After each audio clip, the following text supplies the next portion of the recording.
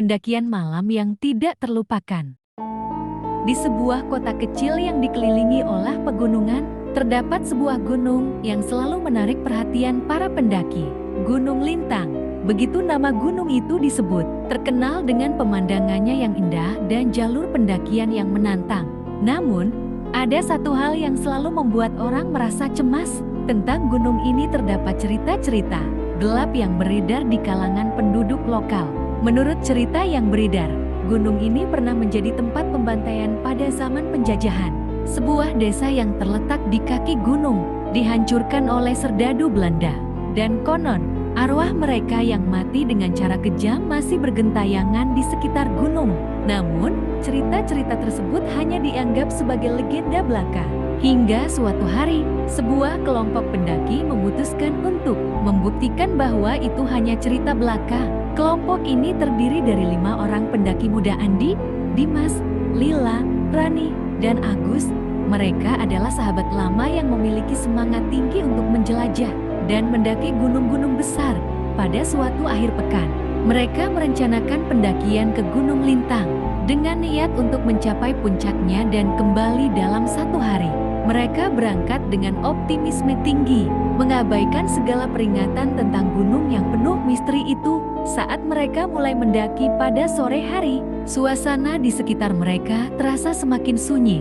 Hutan lebat yang mereka masuki tampak berbeda dari pendakian-pendakian sebelumnya. Udara semakin dingin dan angin yang berhembus terasa membawa sesuatu yang aneh. Tidak ada suara hewan atau burung, hanya desisan angin yang sesekali terdengar. Lila, yang selalu skeptis terhadap cerita-cerita gaib, mulai merasa tidak nyaman. Namun ia menenangkan dirinya. "Ayo, kita teruskan. Kita pasti bisa," kata Andi, pemimpin kelompok, berusaha memberikan semangat. Namun, saat malam mulai menyelimuti hutan, ketegangan mulai terasa. Mereka mendirikan tenda dan beristirahat tanpa disadari. Malam itu, langit tiba-tiba gelap gulita. Seakan-akan mendung menyelimuti seluruh alam. Semua orang merasa seperti ada yang mengawasi mereka. Agus, yang duduk di luar tenda, tiba-tiba merasakan sebuah tatapan yang begitu tajam, meskipun tidak ada orang lain di sekitar mereka. "Guys, kalian merasakan itu?" tanya Agus. Suaranya gemetar, seperti ada yang mengawasi kita. Dimas hanya tertawa kecil. "Kamu mulai takut dengan cerita-cerita konyol itu." Namun, malam semakin larut, dan suara-suara aneh mulai terdengar. Suara langkah kaki di tengah hutan, suara bisikan yang datang dari arah yang tidak jelas. Rani terbangun dan melihat keluar tenda, namun hanya kegelapan yang menyambutnya. Tiba-tiba, terdengar suara jeritan keras dari dalam hutan.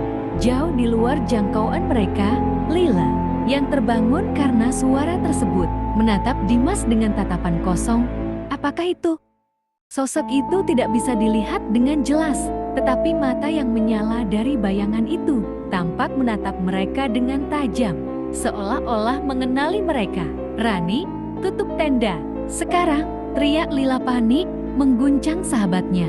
Mereka berlarian ke tenda, berusaha menghindari sesuatu yang mereka tidak bisa pahami. Namun, saat mereka berlari, mereka menyadari bahwa hutan di sekitar mereka mulai tampak berbeda. Jalur yang sebelumnya mereka kenal kini berbelok ke arah yang tidak mereka ketahui. Mereka tersesat. Malam itu, semakin banyak suara bisikan yang terdengar, semakin jelas. Suara wanita, suara lelaki, dan suara yang seakan memanggil nama mereka satu persatu. Suara itu seakan berputar-putar di kepala mereka, mengisi setiap sudut hutan dengan ketakutan yang mencekam. Andi, yang mencoba untuk tetap tenang, mengajak kelompoknya untuk tetap berjalan. Namun, tak lama setelah itu, mereka tiba di sebuah lembah yang gelap. Di tengah lembah itu, ada sebuah makam besar yang terbuat dari batu hitam.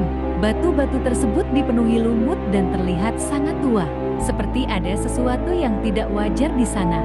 Lila merasa lehernya merinding, seakan sebuah perasaan buruk datang begitu kuat. "Mereka tidak akan membiarkan kita pergi," bisik Rani.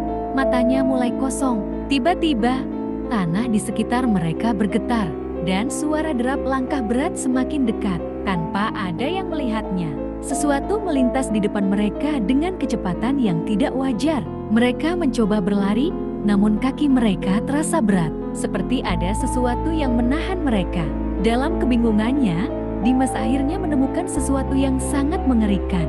Ia melihat sebuah arca batu besar di tengah lembah itu. Arca itu menggambarkan sosok manusia dengan wajah yang mengerikan, mata kosong yang seakan menatap langsung ke dalam jiwa mereka. Seseorang atau sesuatu pernah bersembunyi di sini, kata Dimas. Bibirnya gemetar. Mereka tidak punya pilihan selain terus berlari.